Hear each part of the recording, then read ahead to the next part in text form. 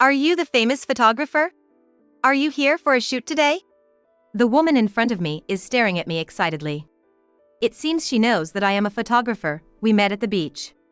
Despite playing in the sand with her family of 3, she seems very interested in what I have to say. It's nostalgic to think about my early days as a photographer when people didn't believe me, and I hardly got any interviews. When I told her that I was here for a photo shoot, she offered to be the subject without hiding her excitement. "But can you make sure not to show my child's face?" she said, pointing at a cute little girl. A girl of about 2 or 3 years old is looking at us with her round eyes. "Of course. What about the father?" When I asked, the father looked pale, darting his eyes around, and gave a non-committal answer. I guess it can't be helped. After all, the father, who is building a sandcastle with the girl, is my husband. My name is Monica. I am a 30-year-old freelance photographer. I often get called for school events and weddings in the neighborhood. I capture moments filled with smiles and friendship and convey them through my photos. It's not just about taking pictures, it's about sharing happiness by shaping memories and emotions. Capturing various moments of joy is my job and my passion. But there was an event that suddenly stopped the shudder of my life. My husband, Alex, was a busy businessman. He was involved in the development of leisure facilities and tourist spots and traveled all over the country. We couldn't spend much time together because of our busy schedules, but the time we did spend together was special. Even if it was just a little time, being with him and seeing his smile supported me. I had no intention of quitting my photography job. We promised to support each other's careers while getting married. Taking that as a cue, I started looking for ways to work from home even for photography. First, I posted landscape photos and portraits of people who gave permission on social media as a portfolio.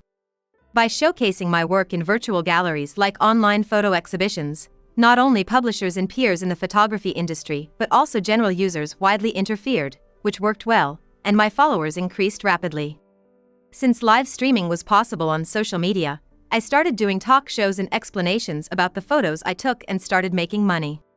I share the stories and techniques behind the photos while sharing the photos I took. Communicating through photos is fun and rewarding. I was as active in public relations on social media as I was in going out and taking pictures, and my follower count increased steadily. Alex was still on business trips, so I spent more time with my in-laws, but fortunately, they were interested in my social media activities. I became closer to them by teaching them how to use smartphones and social media, and they often come to see my photos and live broadcasts. Both are very nice people, and even when my husband is on a business trip, I don't feel lonely and spend fulfilling days. However, there was a significant void in our lives. That is, we didn't have children. We took tests many times, but we couldn't have children. Both of us wanted children, so the fact that we couldn't have children for several years after marriage cast a subtle shadow over our relationship. At first, my husband was encouraging and cooperative, but he got tired of the economic burden and the time-consuming hospital visits, and I could see that the distance between our hearts was gradually increasing. It didn't help that the project he was working on was reaching its climax, and he was flying all over the country and not coming back for 3 or 4 days. It was clear that he was becoming more and more indifferent to the treatment that had no end in sight, focusing more on his work. He started to show less consideration for me, who couldn't conceive, and started to talk more about his work. While I felt lonely, I tried to understand his busyness. But no matter how much I understood, our feelings did not come closer together. Yesterday I had a meeting with a client, and it seems that a new project is about to start. I think I will be staying overnight for a while from next week. My husband told me this as he took out dirty clothes from a large suitcase. I just came home a while ago, but I hurriedly started the washing machine. Alex doesn't do laundry, doesn't take his clothes to the cleaners, and ends up buying new shirts. He says this way he won't fail and it's faster, but I want to save money where I can. What about the hospital? That's impossible. I have to go directly, right? I can't leave work and I need a break next week. I sighed quietly so my husband couldn't hear. I had made a reservation at the hospital, but there was nothing I could do if he said he was on a business trip. I didn't want to cause trouble for my husband's company, and I was happy that his work was being appreciated. I didn't want to get in the way. But I'm also busy and it's tough. You are also going out for a shoot, right? Let's both do our best at work. Yes, Alex, take care of yourself too. I swallowed my words even though I was casually refused. Maybe Alex doesn't want children anymore. But I was too afraid to ask if that was the case. Should I accept this silently, or should I bring it up indirectly? My indecision was messing with my mind. I was good at conveying people's joy and sorrow through my camera. But now, I spend my days without noticing my own feelings. I felt like I was slowly being trapped inside the frame of a photograph. One day, I received a letter with a famous resort company's logo on a nice white envelope. It didn't seem like just a direct mail, so I hurriedly opened the envelope. Inside was a voucher for a luxurious hotel by the sea. And it seemed to be worth an amount for 3 people. I wondered why this was sent to me, and I felt a fluttering in my chest and immediately went to my husband. Alex, this came, do you know anything about it? Of course, I was not accusing or suspecting him. I was careful to ask naturally without sounding sharp. Alex stopped reading the newspaper and looked at me. He was expressionless, but he slightly narrowed his eyes and glared at me. I had never been looked at like that before, so I couldn't hide the sinking feeling in my chest. Oh, that. A colleague couldn't make it, so I made the reservation instead, and it was delivered here. It's nothing strange, so give it back quickly. He reached out his hand. Without saying anything, I handed over the envelope and voucher, and Alex quickly snatched it. However, when he looked at the addressee, he clearly looked uncomfortable and looked back at me. This is addressed to me, right? Don't open it without permission. I was taken aback and hurriedly apologized. However, my husband, who works in sales, often receives various direct mails as a greeting. I was surprised that he was upset because I had been casually disposing of the ones that came to the house. I'm sorry, I didn't know if it was a direct mail, so I just checked. I'm here today, so you could have asked, right? Alex took the envelope to his room, and I couldn't inquire any further about the ticket. I was a little unconvinced about why he needed to book a ticket for his colleague, but I had no choice but to accept Alex's explanation. However, less than half a month later, another incident occurred. It was April, just before the long weekend. There was a memorial service scheduled at my in-laws' house, but suddenly Alex said he had to go on a long business trip. I was initially at a loss for words. A business trip? During the long weekend? In my line of work, I often get requests from families for landscape photos. But I had already taken time off for the memorial service. Not just for freelancers, but generally, companies are supposed to be off during the long weekends. At least, Alex's company usually is. Alex shrugged his shoulders lightly and made a forced smile. It just came up all of a sudden. I have to work on my day off. Can't be helped, right? So, could you attend the memorial service in my place? I knew he took pride in his work and was seriously committed to his career even before we got married, but there were increasing moments when work or business trips felt like a thorn in my side. In the end, he packed his favorite suitcase and left for work. My in-laws were informed at the last minute, and although they were angry with his attitude, they were considerate enough not to make me feel uncomfortable. I'm sorry we made plans and he couldn't make it. I'll give Alex a piece of my mind next time I see him, my mother-in-law said. But all I could do was force a smile. We were supposed to stay for a few days after the memorial service. Alex is the only child of my in-laws, and they would be lonely if we left right away, so I ended up staying with them until after the long weekend as originally planned. I took photos of my in-laws' daily lives and scenes I usually wouldn't, with the camera I brought. I killed time by planning photo shoots, but deep down I felt the absence of Alex, who was supposed to be there. To change my mood and for work, I decided to go to the beach one station away. Everywhere you looked, families were enjoying their outings. People were also enjoying walks and sunbathing under colorful beach parasols. I walked along the beach with my camera. Suddenly, I spotted a family building a sandcastle. I stopped in my tracks when I heard a familiar voice. I was glad I wasn't holding my camera, as I would have surely dropped it at the sight before me. In the circle was Alex, building a sandcastle with a young woman and a toddler.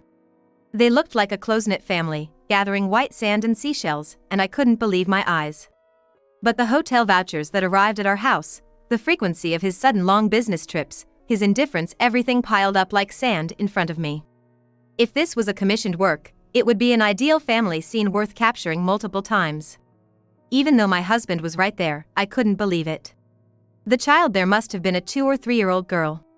It closely resembled the time when I started feeling Alex drifting away. My husband already had another family.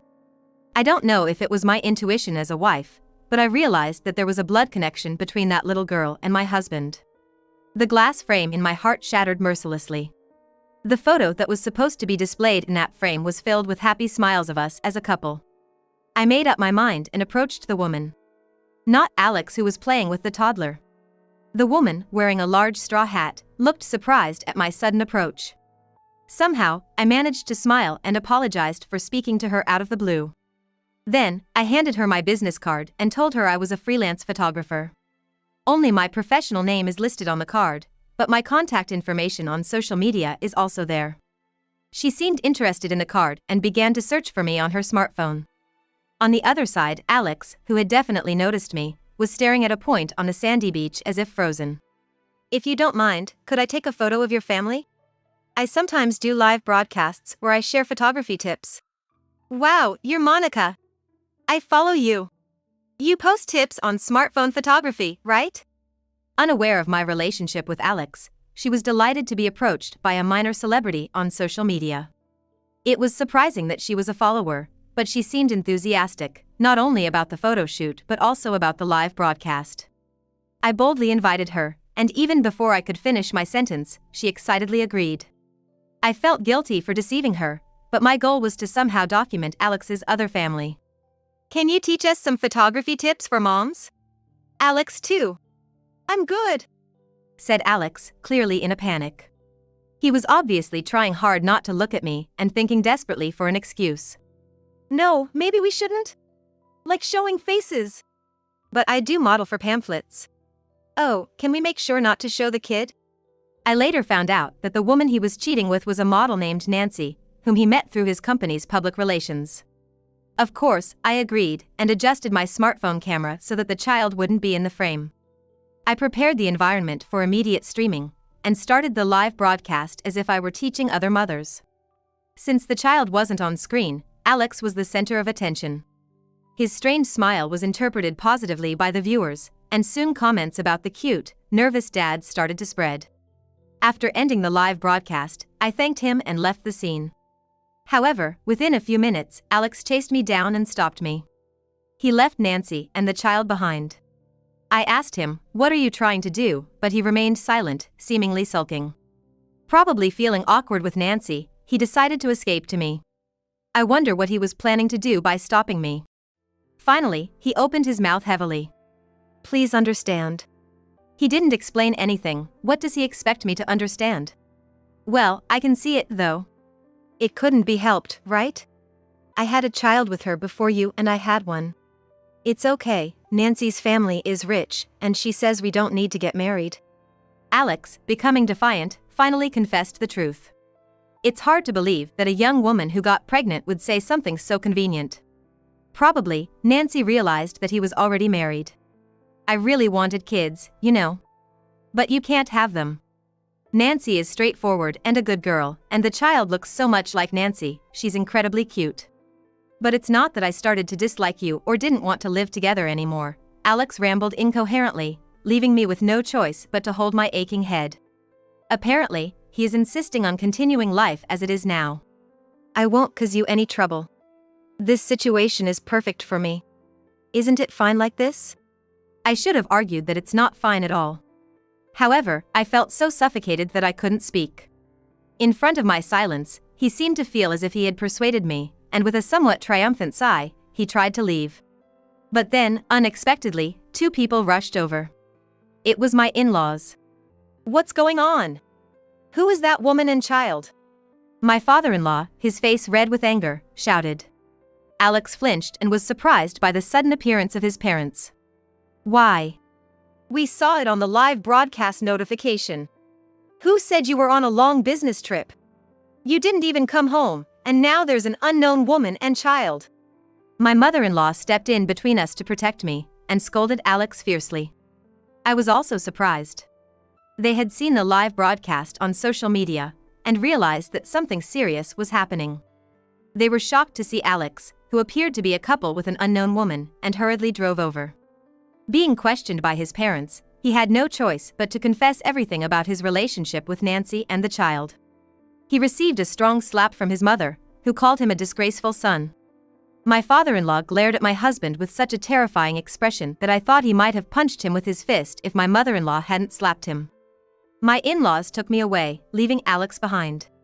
Later, with their apologies and strong encouragement, I decided to get a divorce. Alex and his mistress, Nancy, had a thorough discussion about their affair, and I received compensation for the emotional damage caused by them, which seemed to settle the matter temporarily. However, as I hired a lawyer and started divorce proceedings, various facts came to light. First, Nancy was fully aware that Alex was married. The fact that she got pregnant, was understanding, and even said it was not necessary to get married, indicates that she was somewhat prepared to be in a relationship with a married man. She probably didn't bring up any issues not only because of money but also because she wanted to keep him as long as possible. On the other hand, she seemed genuinely unaware that I was the other person involved. When she found out that I was the one she had been following on social media, she was outraged and blocked me on all my accounts. Not only that, but she also started defensively posting on various message boards, which ironically only made it public that she was the mistress, causing me to receive an outpour of sympathy. She apparently also caused trouble at her parents' house because of the child she had with a married man. Being kicked out and almost losing her home, she audaciously thought about moving into my in-laws' house. Which, of course, they firmly refused. Next, more secrets about Alex started to surface.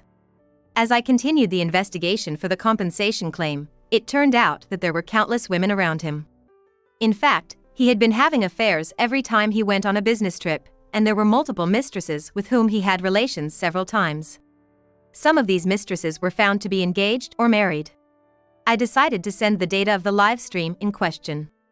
A little investigation would reveal that I, the legal wife, was the one broadcasting, and the people shown were Alex's mistress and their child. As a result, the women who were deceived into thinking he was single and the husbands who had their wives stolen were enraged and stormed Alex's place. He faced lawsuits from all directions, including me, and had no choice but to accept them all. As more and more new facts came to light, Nancy unexpectedly took the child and ran away. She probably chose to escape from her relationship with Alex out of disgust. The uproar Nancy caused on social media eventually died down, and her account disappeared, so I decided to let her go. However, considering her character, which proudly posted about the affair on social media, it was unlikely that she would just disappear after deleting her account. As expected, Nancy started using a completely different account. However, she kept posting as if she were the victim of a tragedy, which led to her being easily identified and receiving backlash. After that, whenever things got tough, she would delete her account and create another one, reviving herself like a phoenix. Even Nancy abandoned Alex, who, in the end, seemed to have planned to rely on my parents-in-law. However, when they found out that he had multiple mistresses, they were even more furious. Without apologizing to anyone, he just clung to them for help out of desperation, which led my in-laws to make the decision to cut ties with their son. After the affair scandal, my husband was left with a considerable amount of compensation to pay. As legal proceedings progressed, inquiries from the mistresses and their husbands started flooding the company, complicating the situation even further. Moreover, this was not the worst outcome. The unprecedented scandal of exposing the child with the mistress on social media spread rapidly during a business trip. And the reviews of the company-related facilities were filled with comments of shock and anger. The loss of trust due to the backlash spread both internally and externally, prompting the management to urgently implement countermeasures. However, since they were not familiar with handling online backlash, they were forced to hastily consult with experts and create a communication strategy. On the other hand, they were also working hard to provide accurate information to the employees and bring an end to the confusion. In the wake of this online scandal, a lot of inquiries and criticisms came from both inside and outside the company, and Alex's reputation plummeted rapidly. He became someone to be avoided at work, completely isolated within the company. In the uncomfortable atmosphere, the company quickly wished for his resignation, and Alex had to look for a new job. Technically, he was always able to do his job without any problems, and he had a good track record in sales.